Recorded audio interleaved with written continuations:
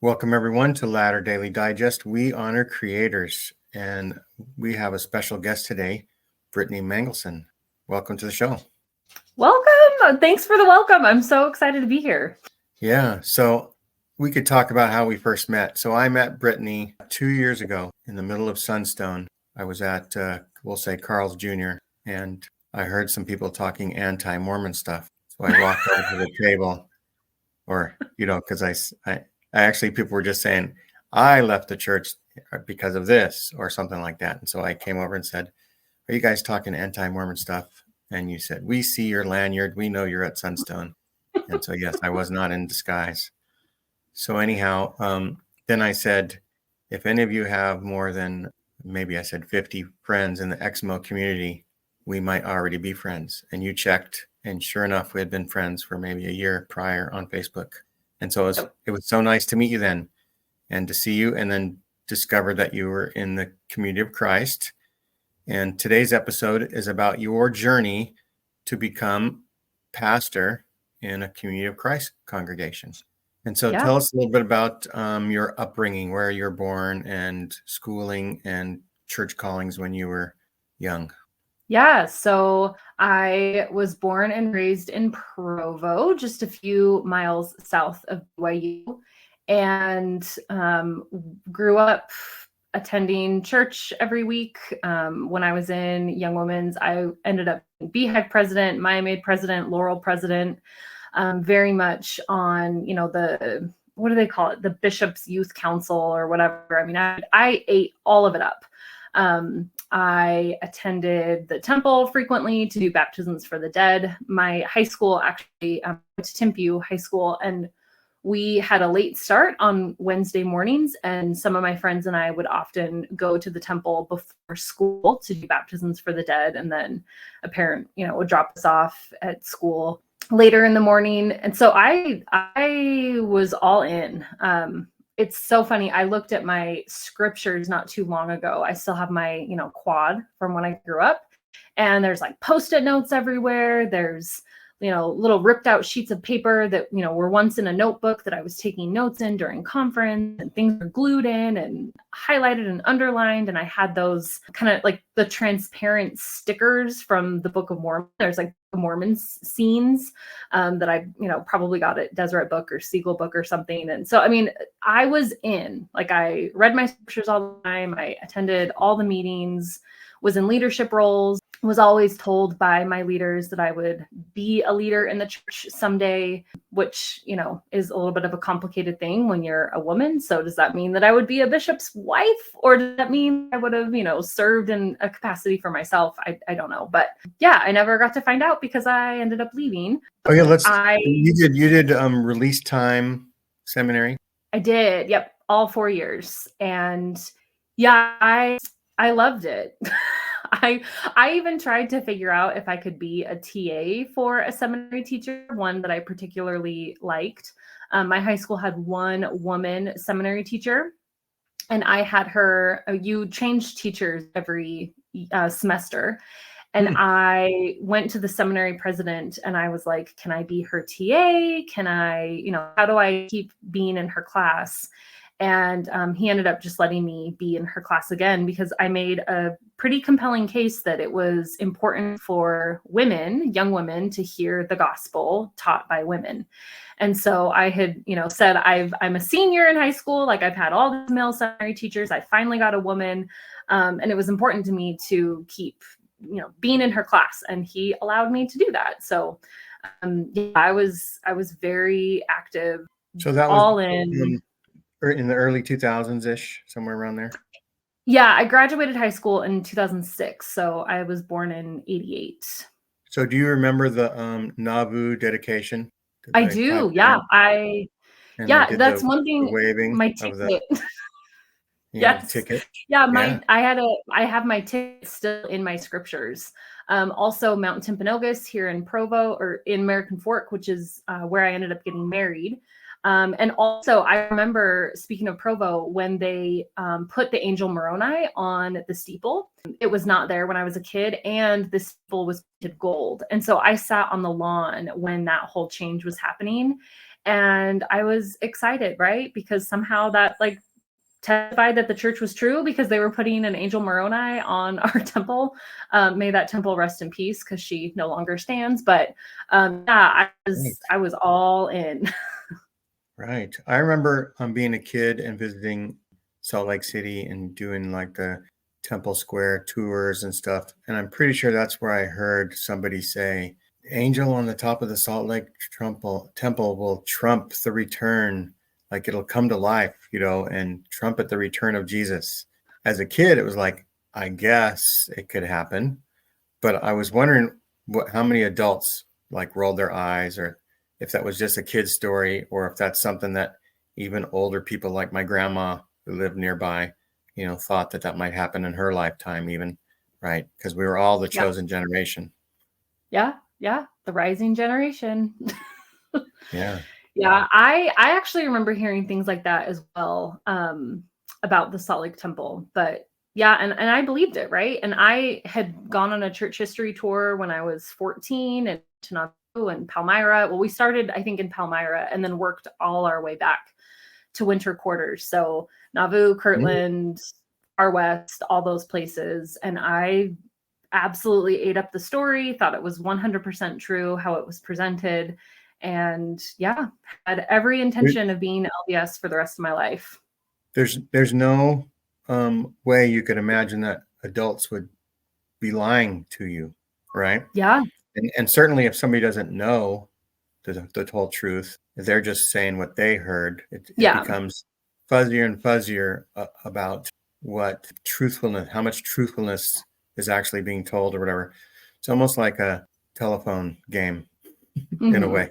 The different things you can hear in different Sunday school classes as well, which is probably why the church started correlation, just because people were getting far afield, maybe still talking about, why blacks don't have the priesthood, or that, polygamy is going to come back because there has to be a complete restoration before Jesus can come back, and stuff like that. Because those are things I heard, Yeah.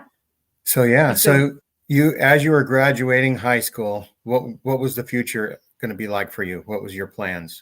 So I didn't really have any desire to go to BYU, just because I lived so close to BYU and I wanted to branch out just a little bit. So I went up to Utah State, which is in Logan, Utah, near the Idaho-Utah border. So it's not like I ventured very far. Aggies. But Utah State Aggies. Yep. It's a pretty liberal school, though, especially depending on which department you're in. So I studied sociology.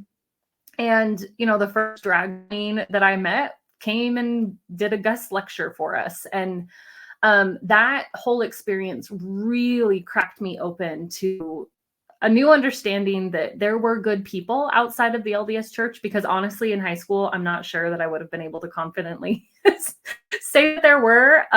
I thought that living the LDS gospel was the only way to happiness. And so going to Utah State, and to be fair, there's still, a large population of LDS folks, and it still can be, really traditional and everything as well. But in my little pocket, I really encountered a lot of just new ideas, and it wasn't as threatening as I thought it would be. Just learning how, the other side worked was really interesting. Plus, like a sociology program would want to come as close to teaching what the current understanding is, right? And so they would want to instruct you, as a university should, in all kinds of different information, because that all the extra information helps grow you as a person compared to just one sliver of ideology or something like that, which is kind of antithesis in the church to growing and becoming like a god, to like not teach people all the truths that are out there. Yeah, well, it's interesting that you say that, because I learned a lot about institutions, right? So anytime that humans gather and create any sort of hierarchy, any sort of structure where there's rules, where there's an in-group, an out-group, whatever, those are the type of things that you study in sociology. So I was able to look with a critical lens and with a critical viewpoint of governments, of, you know, even higher education, and just all of these different institutions that make society function. And yet I felt like I kind of had to turn off all of that when it came to my church. So it was like I could see the power dynamics and the issues in, you know, this thing over here, but then I was like, well, but I can't critique my church the same way because it's the one true church. So there definitely was that like split, right? And then that cognitive dissonance that I definitely could tell was already starting to happen, because you can be critical of the US government all day long, but the moment that same criticism, those same issues get put in a religious context, then suddenly it's bad and you just have to shut it down. So that was a struggle for sure. early on in my most recent days. When you were 21, that was the age of sister missionaries. So did you have a plan of going on a mission someday, or? Well, I was already married by that point. So okay. So how did that happen? Yeah. There could have been social pressures. Yeah. Well, and another thing about Utah State is that there's co-ed dorms, co-ed apartments. You know, it's very different from BYU. So this cute boy named Josh moved in across the hall from me my sophomore year, and we were friends. We were kind of off again. But yeah, we ended up getting married the December, so like halfway through my sophomore year. And I was very young. I was very young. But yeah, I was just a few months shy of my 21st birthday. But I had mixed feelings about going on a mission. So if you would have asked 19-year-old Brittany, I, believe it or not, can have a fair amount of social anxiety. I don't really I'm good if somebody brings up a conversation. I'm like, oh yeah, we can talk about it. But the idea of knocking on doors and convincing people that they were wrong and that they needed to join my church was just like, I was not here for that. Like that freaked me out, the idea. And then, you know, just not having control over where you go and like where you're going to live or who your companions are going to be. So I know that a lot of women will stall dating because they want to go on a mission. I was never like that. I was like, no, if something comes along, you know, I'll go down the route of dating and, you know, potentially getting married. But I think I was probably open to a mission, but I don't know if I actually would have gone had the opportunity presented itself, just because it wasn't necessarily a requirement for women to go. Yeah. So it still isn't, as far as I know, but correct. The lowered age encourages the sisters to leave and go on missions because it'll help them be a better parent. It'll help them be a better spouse. It'll help them be a better church member, theoretically, right? And so that's what the church wants, is to have people do the things, check the boxes, that is more beneficial to the church than maybe the individual necessarily. So you decide to get married, and now are you going to do what God wants you to and start having kids right away, or were you able to plan things, or how did that go? I was pregnant with twins by the time we had our first anniversary, or that was probably around the time that I got pregnant with them. So yeah, it came pretty fast. Twins were not necessarily in our plan. Or budget. They were spontaneous twins, so it's not like we did IVF or anything to get them. So I was really shocked about that. And yeah, it was a struggle because I knew I had a pretty hard pregnancy, so I had to take a lighter load that semester. And then that had put me a little bit behind. And I didn't really declare sociology as my major until a little while into college. So I was a little bit behind in college, even though I never took a semester off. It just, the way the credits lined up and everything. So I was in school part-time up through my pregnancy. And then when I had my girls, I still went to school, and I was just barely scraping by, and I had pretty bad postpartum depression. It was not ideal. And it took me years to figure out like where my mental state actually was during that time period. Because you can't pray postpartum depression away. Yeah, well, and I mean, I felt so much guilt because here I was, and and I had friends that had had miscarriages and things like that, and so I felt a lot of survivor's guilt for having these, healthy twin babies. And so admitting that things were hard and admitting that I needed help just didn't feel like an option because I was meant for motherhood, right? That was my only purpose. And so if you're struggling in this thing that is supposed to bring you all the joy and it is literally your only purpose here on the earth, that was really vulnerable and hard. And so I didn't, and I just kind of hunkered down and tried my best to finish school and be a mom to these two girls. And yeah, it Wow, was so it you, was tough. you finished? Well, I ended up finishing not until 2015. So I did take a couple Okay. semesters off. And so, yeah, Mhm. but yeah, they were born in 2010. So it took me 5 years to do like probably 2.5 years of school. Just, Mhm. Well, I went so, to community college for 10 years, so yeah. I have a beat there because I would go on and off, right? I would get a Yeah. job and quit school and then come back to school and then find another job and quit school and then come back.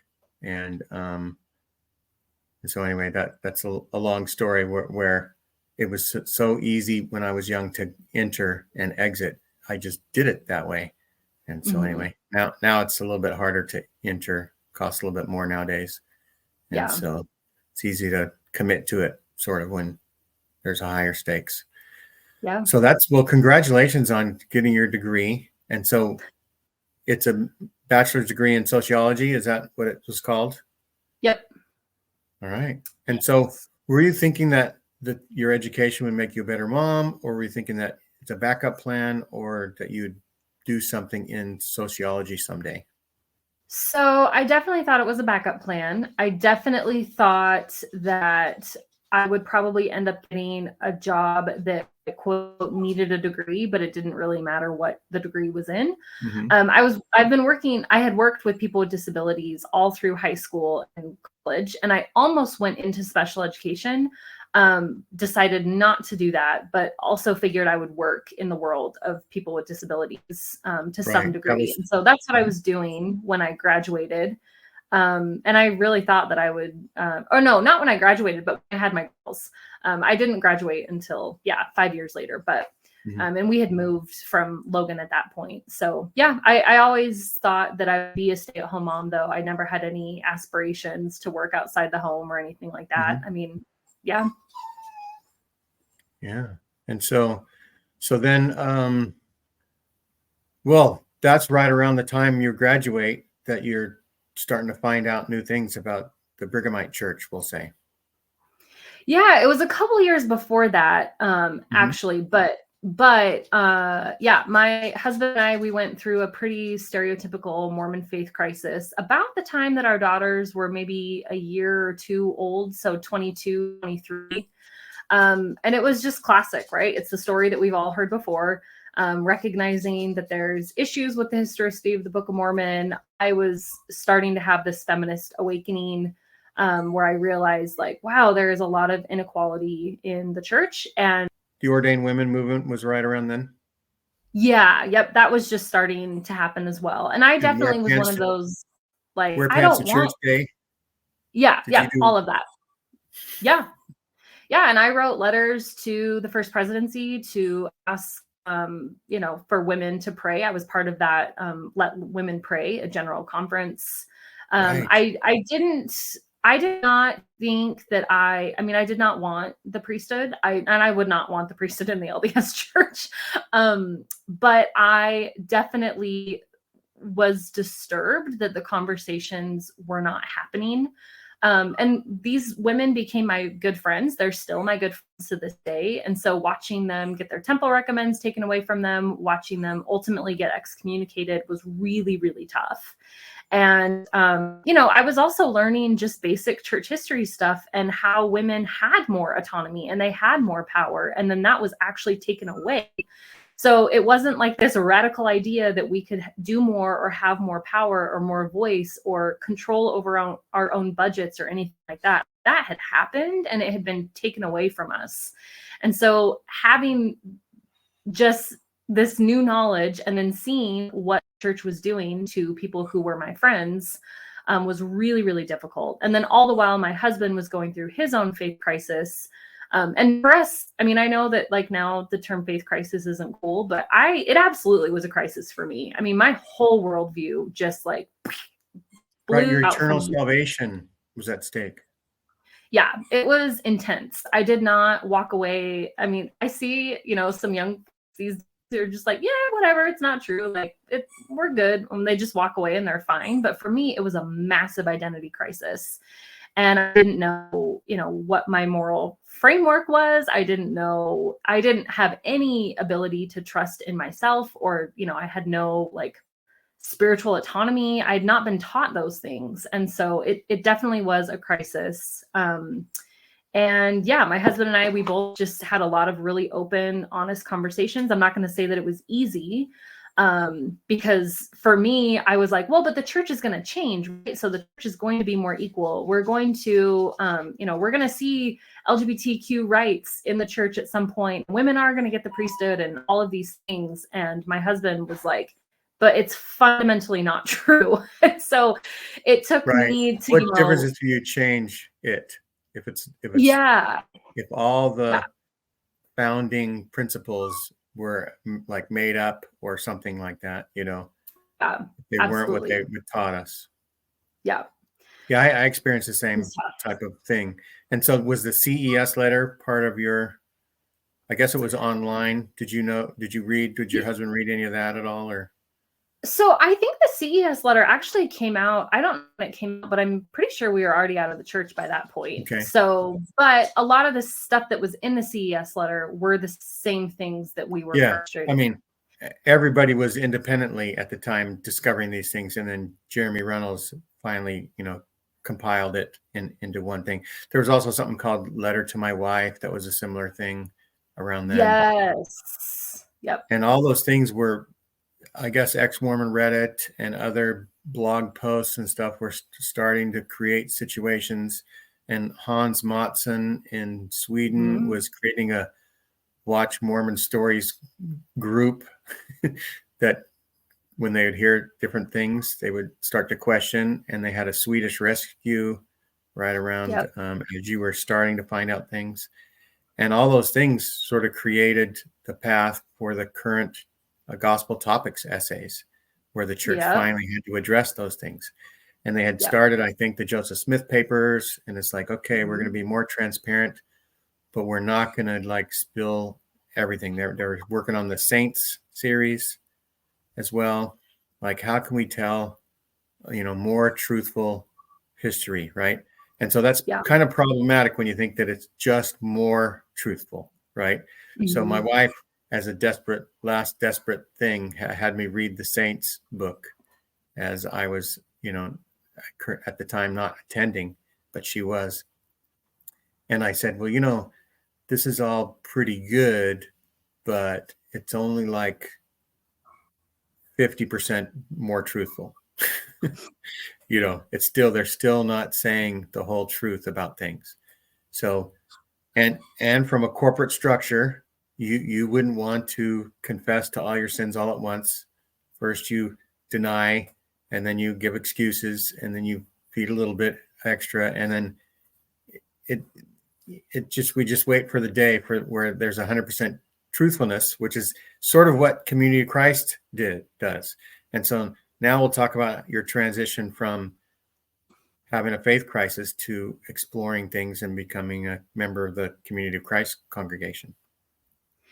Yeah. So like I said, I mean, I really value community and institutions and that village and having a culture. And I mean, Mormonism is everything. And so to have that not exist anymore in my life was really, really difficult. And I felt very strong that I needed to replace it with something. And I understand that that's not everyone's, priorities. I had 3 young kids. My twins were 3 years old and my son was 3 months old. And we were really curious how Community of Christ started out in the same foundational place and then how they got to where they're at today. So they no longer claim they're the true church. They no longer, they ordain women. They ordain the LGBTQA plus community. They no longer have these true claims that are holding them down and locking them in a box. And I could recognize that. And I was like, I want to know how these guys have done it. I want to hear their story. So my husband had been attending for a few weeks, kind of off and on. And we ended up going to a camp. Community of Christ is really big on camping. And the first family that we met was an ex-Mormon family. So Seth Bryant, he was our pastor, one of our first pastors in the congregation. And hearing him just kind of share his and his family's story, talking to his wife, Jen, it's like, oh, okay, we understood each other, right? We instantly understood where we were coming from, and we're able to have a really open and transparent conversation. At Community of Christ camps, there's often guest ministers, and the guest minister that year was Locke Mackay, who I'm sure some of your listeners will know. He's kind of a big deal in the Sunstone circles. That's right. And Got my picture taken next to him, and he's an apostle. Yeah, he's now an apostle. Yep.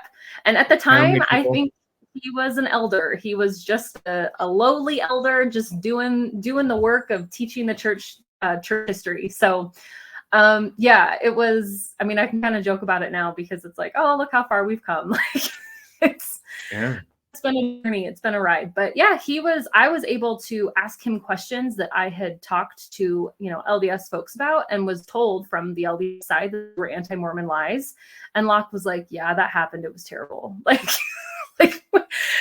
And there was no excuses made. There was no apologies. It was just like, yep, these things happened, but we don't have to, we're not like bound to believe that it was right, or our theology, our personal beliefs are not beholden to church history. We can say that was messed up. That was a mistake. That was a lie. And we can move on. And we don't have to let church history control us and control our relationship with God. And so comparing, like having that, and then also having, the progression that I could see that Community of Christ had taken in the last several decades, that marriage was enough for me to say, like, okay, I don't know if I'm going to stick with religion for the rest of my life, but I'm very vulnerable right now. I'm postpartum. I just had this baby. I need someone to talk. Like I need a community to talk about these things with, and to maybe teach my kids values. So we started attending the summer of 2014. So it was right after Kate Kelly's excommunication. And that was kind of a big breaking point for me, where I was like, I need a break. I need a community that can actually dialogue with each other and can listen and like hold each other in community, even if we don't agree with each other, right? Like I just needed a little bit of diversity. And I thought, we would just go until it didn't work out. I was still pretty naive at the time and thought the LDS church would maybe come around and fix all the problems that I had. Because again, some people think that it's, interesting or odd or crazy or whatever word you want to use to go from the LDS church to Community of Christ if you had a Joseph Smith faith crisis, right? Because it's like, okay, so if you figured out that the LDS church wasn't true, then why did you go to another church that claims Joseph Smith as their founding president, prophet, right? Totally get that. But the denomination, like you said, they went through a faith crisis in the 1960s that looks very, very similar to what a typical LDS person is going through today. So the community was faced with a choice. Do we just close up shop and say, well, that was fun, see you all never, and cease to exist? Or do they figure out, okay, so that happened, those things happened, how do we maintain community together, and what are our values, what are our beliefs, what do we focus on now? And they chose that path, and that's how you have modern day Community of Christ, which was something that I felt very comfortable joining, because I saw that there was a history of dialogue and change and, progress, and people who are able to live out their activism within Community of Christ and not be excommunicated like Kate Kelly was, right? And that's not to say that Community of Christ is perfect by any stretch of the imagination. It's still an institution, and we have rules and boundaries and things like that. But those things are negotiable, and there is a process, there's a democratic process that change can happen. And so I saw that if I wanted my little Utah County kids to be around queer and trans people, like, I probably should take them to Community of Christ, because that's where the people were. If I wanted them to have religious leaders who were women, I should take them to Community of Christ, because that's where the women were. So we ended up staying. Spoiler alert, we ended up staying. It's been a pretty good fit for our family. Yeah, I think if I had transitioned out with children still forming their thoughts and opinions about things in, grade school, probably would have migrated to that. By the time I was out, all my children were either out of high school or adults or whatever. And so community wasn't as important. Plus, I have kept, I stopped going to church, but I would still go to ward dinners and things. And it's kind of funny because people would say hi to me and at the ward dinners, and my wife would say, you don't deserve to be here because you didn't have to go to church and you didn't have to do all these other things. It's like everybody else was happy to see me, but my wife was kind of a dutiful person, right? And since I haven't been doing my duty, I shouldn't get any rewards of, barbecued pork sandwich or something like that, And so it was kind of funny. Mormons know how to throw barbecue, though, so it's a pretty good reward. Yeah, and so I have maintained friends, even though they distance themselves. But then when you think about it in wards, there's not a lot of camaraderie, we'll say, except for just a few people. But you see them all the time every week, and so you think that you have a relationship with these people that you're going to church with. But until you have, take your kids to park together day, or go out to dinner, or go to A's games for us, go do sporting things or vacations or something, you're not really as connected as it seems. And so that's sort of just a natural drop off. If you stop attending, nobody's going to really come out of their way because they didn't go out of their way while you were attending. And so to me, people know that I'm no longer going. And actually, I still have my membership, and I go to state conference and I vote opposed to the top leadership because I think people should know that there's some problems. And so every state conference, and not everyone, because haven't been in the loop of when state conference was, or I've been busy or whatever sometimes, but 500 people get to see someone thinking for themselves, and maybe someday it helps them think for themselves. Yeah. And so you start attending the church. What were your first callings? So Community of Christ doesn't do callings, actually. We're definitely a volunteer run church, which I say that, and the LDS church would be like, oh, we are too, but you're told what to do. Right. In Community of Christ, you can say, hey, I'm interested in X, Y, and Z. And if it fits, then you can do that. So I got involved pretty early on, like really heavily. And that was one of the things that was not like alarming, but just like, oh, this can be done differently. So one of those things was worship planning. So in the LDS church, it's only the bishopric that plans services. And they're obviously like very cookie cutter, and they're basically just like picking hymns and assigning people to speak. But in Community of Christ, anybody can plan a worship service. You don't have to be a member. And, there's obviously like a lot of mentoring and stuff that goes along with that. But that was one thing that I was very interested in early on. And so as a non-Mormon woman, I was doing more as a non-member woman, I was doing more in my Community of Christ congregation than I ever would have been able to do as a Mormon, because that's just not a thing that women can do. So yeah, I was planning services. I was helping teach Sunday school. We have a youth worker certification program where there's like background checks and things like that. And so as soon as I was able to do those things, had been with the congregation for about 6 months, I was teaching the kids in Sunday school and doing youth activities. So I kind of dipped my toes in a whole bunch of things. Definitely participating in the services, doing readings, prayers, spiritual practices, things like that. It's a lot more open to your participation. You decide what you want to do. As pastor, I'm not going to ask somebody, I do ask like, hey, would you be interested in this? Like we have this gap, but it's not like a formalized calling where the people have to say yes. People say no all the time. But most of the time people come and say, hey, we would love to teach a Sunday school class on X, Y, and Z or whatever. And that's how it functions. So. That's right. And so what events happened that led you up to becoming a pastor?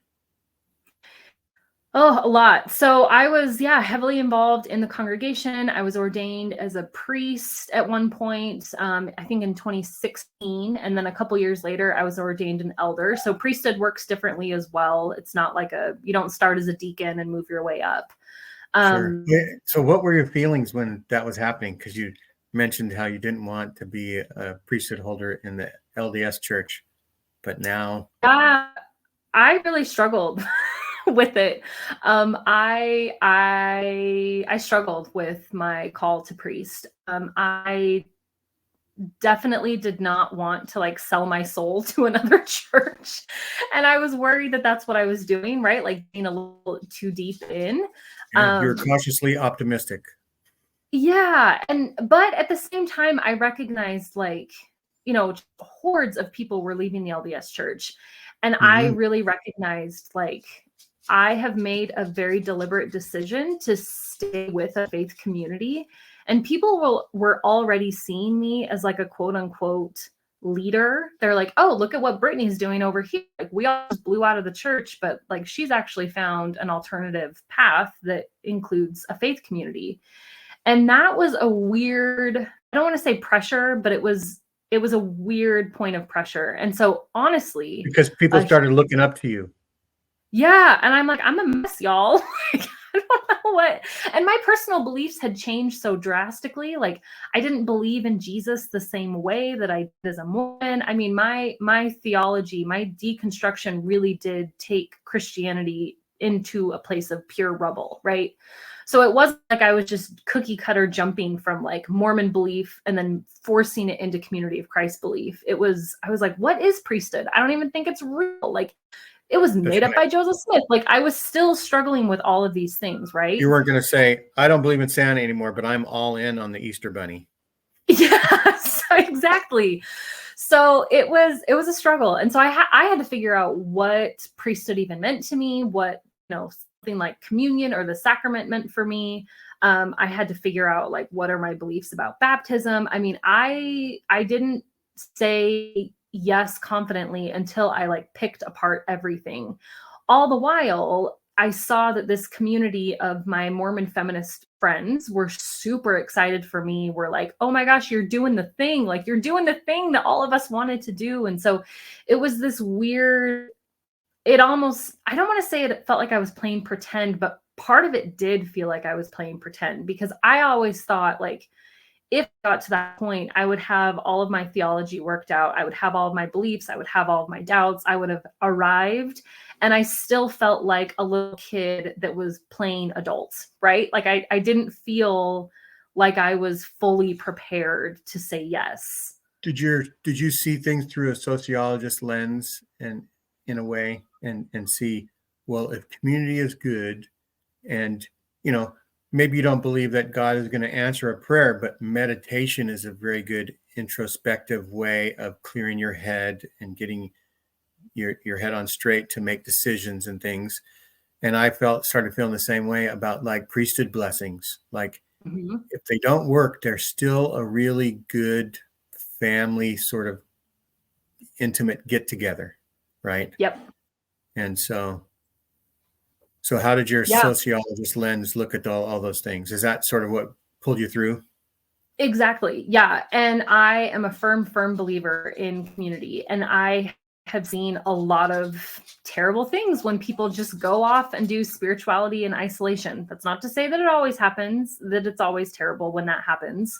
But I definitely value community, even as an introvert that has mild social anxiety that, sometimes would just rather stay at home. I definitely see that humans do life together better in community. And so having that structure for my kids, having there be a viable alternative for folks who are leaving the LDS church, that was important to me. And there was already a community built, and there were several people that were trying to build secular communities, and they've been successful, right? But for me, and I do believe in some sort of God, a power that connects us all, maybe not an old man on the sky, but an inner power that connects us all. I'm comfortable calling that God, and being able to help others reframe that if they want. When you drop one church idea, I'm not looking to get a million converts or anything, but if people are interested in that particular alternative, I've been happy to lend, a supportive hand to that. So that was kind of my driving force for priesthood, to say yes, even though it was a little overwhelming and all the things, but that's really what brought me to say yes. So and then, a couple years later. Once you're ordained elder, does that put you on committees automatically or things? How does that work? Not necessarily, although I will say that when my pastor presented me the call, because people were joking like for years about me being pastor in Salt Lake, and it was not something, it made me really uncomfortable, honestly, because again, I really do like to be kind of behind the scenes, and I get really nervous and like shaky sometimes being up in front of people, and people are like, "What, you?" And I'm like, "Yes, me." Like I can fake it pretty good, I guess, like pretty well. But when my pastor presented me the call to elder, I started laughing, and I was like, because in Community of Christ, if there's an elder in the congregation, like those are the folks that are maybe more eligible to be pastor. It's preferred that a pastor be an elder. And so I laughed in his face and I said, "It's because you want me to be pastor, isn't it?" And he's like, "Well." So I said yes to that. But we had, two full-time ministers that had moved here from Independence to help support Community of Christ here. And then eventually, so I served on pastorate leadership teams with really all of those folks. Almost like a senior couple mission. Yeah, but they weren't married. So two separate families moved here, but yeah. And so I had served under, 3 or 4 different pastors being on their leadership team. So basically like a counselor to a bishopric in LDS terms. And then our last pastor. Yeah, I think 5 or 6 years. Yeah, I was ordained an elder in 2018, but I was serving on leadership teams as a priest as well. So yeah, my first pastorate leadership team was under Seth, the ex-Mormon pastor that when I first came to Community of Christ. I had a fair amount of experience. I went to Community of Christ Seminary, ended up getting employed by the church, kind of helping the broader, we call Latter-day Seekers, these ex-Mormons who were coming into Community of Christ. So part of my job there was to help prepare congregations of what to do when a Mormon walks in. When they start talking about the plan of salvation, what are they talking about? Because like Community of Christ has no idea, right? So that was a big part of my job. Helped a lot with our church podcast and things like that. So I had had kind of this broader understanding of who Community of Christ was and a fair amount of experience there. So when it came time to pick our pastor in 2023, our pastor at the time, Carla, she had been called to be in the presiding bishopric. And so she was going to move back to Independence. And I was approached by a friend who said, would you consider letting your name stand? And I was like, sure. And it truly is an honor to be in this role. But it was one that, I kind of knew was always going to happen, but I really thought that it would be 3 or 4 years after, timeline was not what would have been my choice.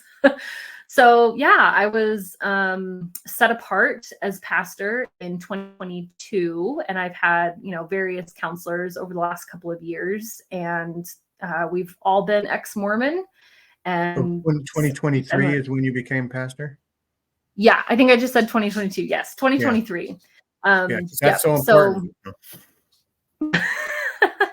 Well, yeah, and it was, kind of a interesting transition going from, having a series of lifelong Community of Christ pastors to then having an ex-Mormon. And I'm not the first by any stretch of the imagination. Like I mentioned multiple times, Seth Bryant was an ex-Mormon, but I haven't. I don't know the history of the congregation probably as well as I should, but I think I'm the first ex-Mormon pastor. Which is significant, especially, in the climate here in Utah. So that's kind of the journey. Early this year was a major news story happened, right? At the end of winter, beginning of spring, the Church of Jesus Christ of Latter-day Saints announced a purchase of assets from the Community of Christ. And that sort of rocked the Community of Christ world. Now, how did that impact you as an ex-Mormon, and how did it impact your relations, and how did you help people who had been maybe lifelong or for a very long time Community of Christ members? How did you help them through that? Whew, yeah, that's a big one. So I also serve on the church communications team. And so I found out the news a little bit early because we had to break the news to the church. And it was tough. I am the only former Mormon that sits on the communications team, and I was the only one that cried during those meetings. It was tough. It was really tough. And I have a lot of sensitivity to how the early and, middle of the century RLDS church was treated by Mormons. Especially, here in Utah, I've heard some horrific stories from lifelong members who have just been beaten down by Mormons, right? And so there's it's a really tricky topic, right? And I heard, for years joked like, oh, the Mormons are going to buy Kirtland Temple, the Mormons are going to buy, Nauvoo, whatever. And so then when it actually happened, there was a big part of me that felt like my world was ending. I was really nervous about the smugness of Mormons. And again, sitting on the communications team, it was my job to read the comments, right? Some of us like to just not read the comments. And there's a lot of people in Community of Christ that have said, nope, I haven't been on Facebook since that day, or I haven't looked at any of the comments, but it was my job to read the comments. And I have said that I saw the worst of Mormonism, I saw the worst of ex-Mormonism, and I saw the worst of Community of Christ in that week. It was tough. Everybody was mad, right? And yet we talk about a refiner's fire, huh? Yeah. And having, news like that break on social media, which really is how it had to happen, was tough because we were seeing people's stages of grief just in our faces immediately. In real time. And in real time, yeah. And again, I had several weeks, if not a couple of months, to process the news. And I was still surprised at how it hit me, like I was just hearing the news for the first time. It was really, really tricky. My congregation is almost all ex-Mormons, and they were very angry. And so, walking with people in that anger and in that grief was really, really difficult. At the same time, I was so proud of Community of Christ because there would have been an opportunity to hold on to these assets, to hold on to this, pompousness of needing these spaces. Right. And because I kind of had a glimpse behind the curtain, if you will, and I was able to see how church leadership was responding, again, in pretty real time, the bravery and the courage and the reality that they were still hopeful for a future was super, super inspiring to me, right? And so trying to tell that story in the midst of the deep justified anger was really difficult. And of course, you don't want to like dismiss people's hurt. You don't want to dismiss the very big emotions. But at the same time, I'm like, okay, but we can't lose sight of what we've just invested in, right? So like now is the time to get to work. Now is the time to continue to lobby for peace. Now is the time to spread equality throughout the world. Now is the time to really live out our values in a way that matters. And I feel like people are now starting to get ready for that conversation. But there was, a time where they did not want to hear it. And so that was also hard, especially, for my congregation, because I was like, so many of the entry points, including my own to Community of Christ, was church history. And so, trying to say like, we actually do still care about our history. We care about our identity, without these physical assets, without owning these physical assets, has been a really tricky conversation to have. But I'm absolutely mindful of people, whose actual lives were altered forever. I mean, people lived at these sites, and my heart just melts into a puddle, right, when I think of the loss. But I'm also filled with hope. Compromise is something that sometimes is distasteful for both sides, but helps both sides maybe progress eventually, right? Yeah. And maybe sometimes even for a better cause. So I know that the money helped Community of Christ project being in the black in the future for 20 something or years, or however many years, whatever it was, compared to being in the red, right? And losing money and maybe choking to death, like the LDS Church almost did 100 years ago when they had financial hard times.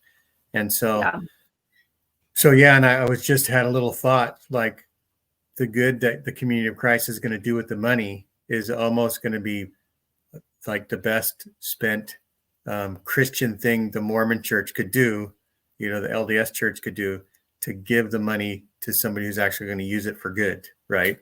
So I had that thought. And I had a couple of ex-Mormon friends reach out to me, and they're like, okay, Brittany, like your church was just given this money. Like now is the time for you to act. Like go, rub this in the Mormon spaces. And I was like, I don't know if I'm ready to like play that game yet, but it could be genuine. It could be a genuine, working for peace, right? That's sort of what the message of Christ is, right? Love one another.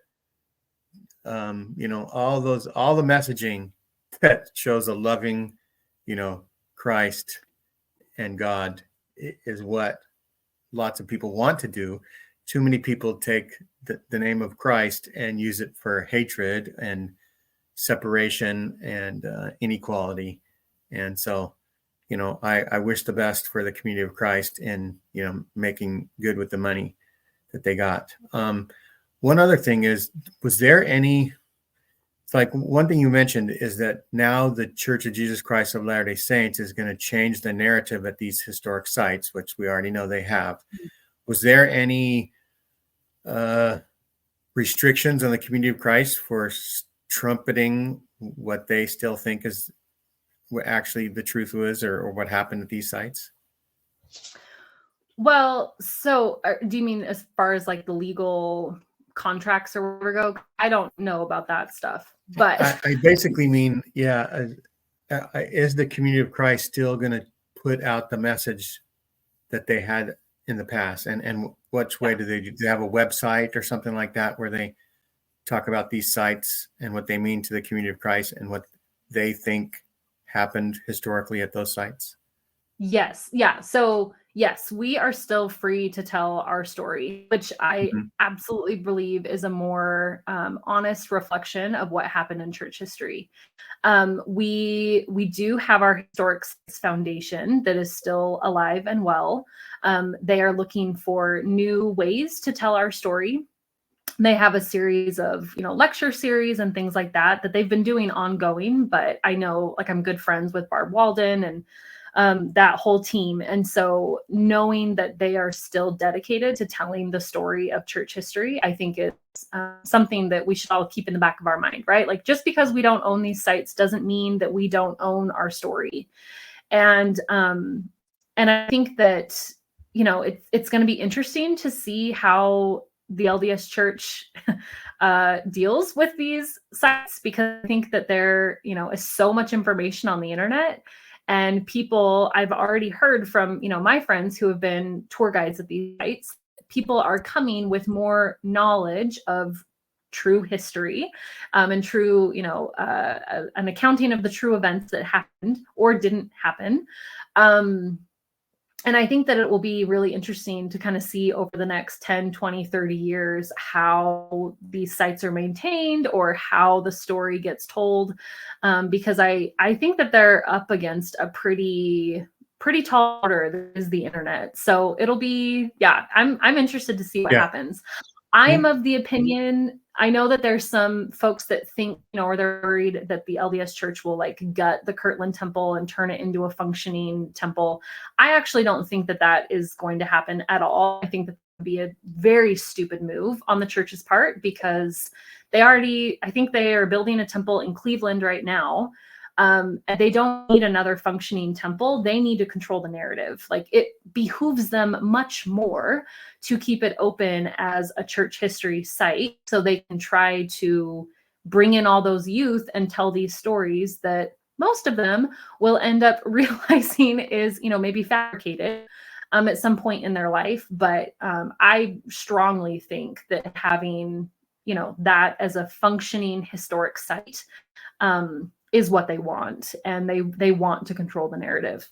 So that's just my opinion. I have no like insider information. Obviously, LDS doesn't talk to me, but that's what I would assume, that they want to control the narrative. So do you still think that the LDS Church will ordain women someday? I don't actually. I don't. I think that, especially considering how much money they have, I think that they are in a really good position to keep doing business as usual. And if people leave, then they're going to say goodbye and not really care. I don't see them making any progress on LGBTQ stuff or women issues, or really the transparency of history. And if I would have heard myself say those words 12 years ago, I've been completely shocked. But I don't think they have a reason to. And I don't think that they're open to it. And I think the people that stay are okay with that. And the people who aren't are going to leave. And they have billions upon billions of dollars, and they're fine with it. Right. And I probably, once the management side of the church sees a financial negative impact in withholding the priesthood from women, they will stay that course. Maybe change only once they see more positive financial decision to do it.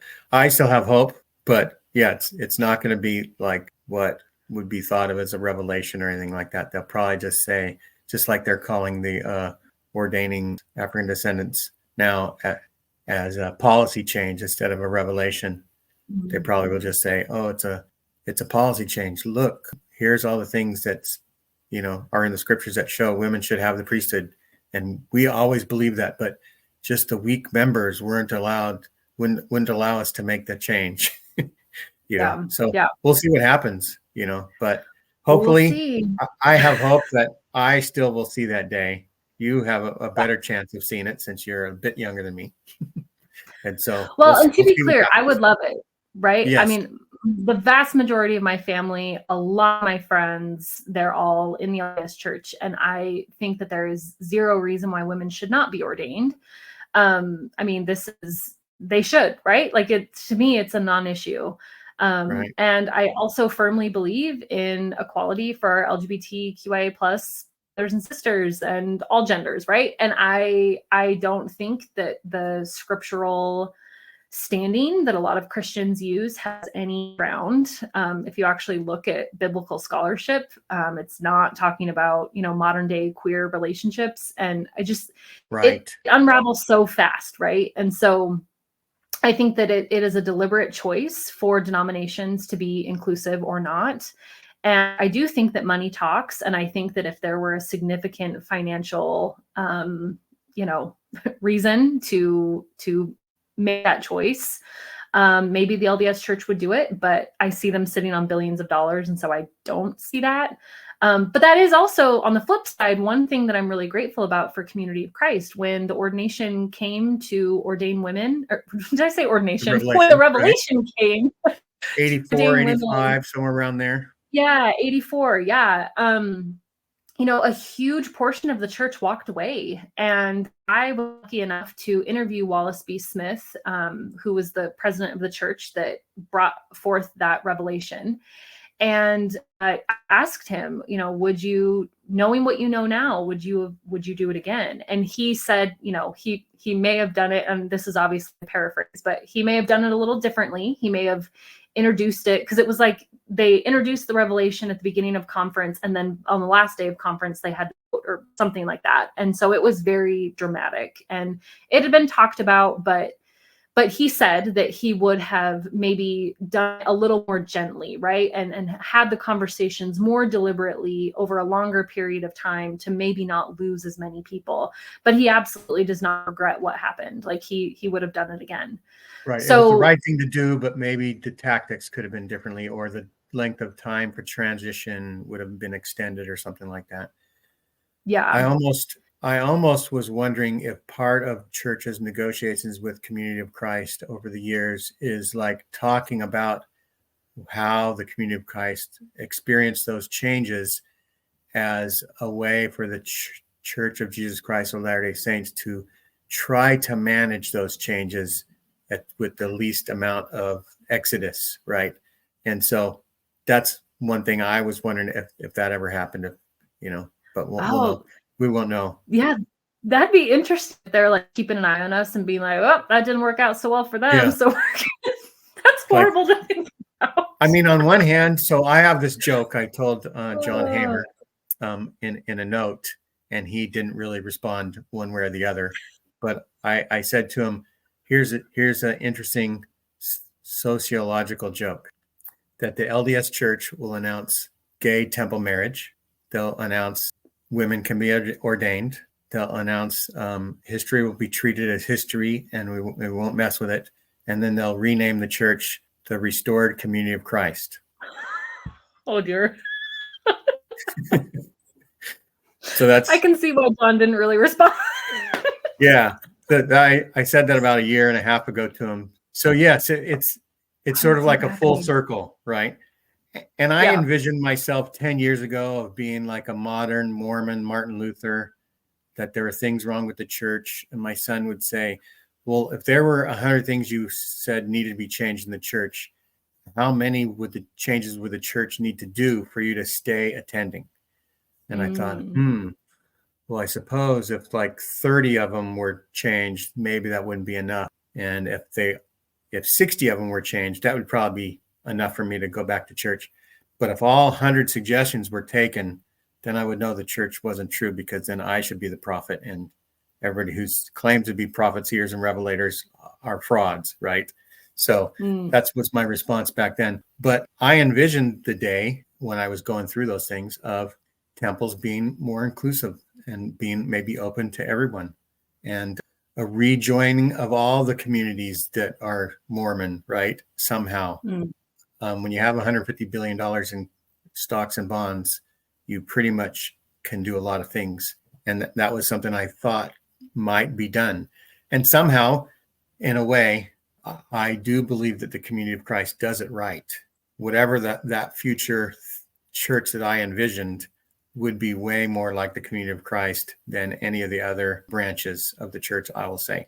Although I have yet to learn about some others, and we're going to get John Hijack on soon, and he's going to talk about some of the other LDS groups that are out there. Thanks, Brittany, for coming on the show. Are you going to go to is it David Whitmer, John Whitmer History Association? Yeah, I'll be there for a couple of days. I don't think I'll be there for the whole conference, but yeah, I plan on going down. I am considering having my first Whitmer History Association experience. And so I'll see you there if I go. It'll take a little bit of doing, but I can do it. I know I can do it. So anyway, thanks a lot, everyone. Like and subscribe, and have a great rest of the summer. Bye-bye.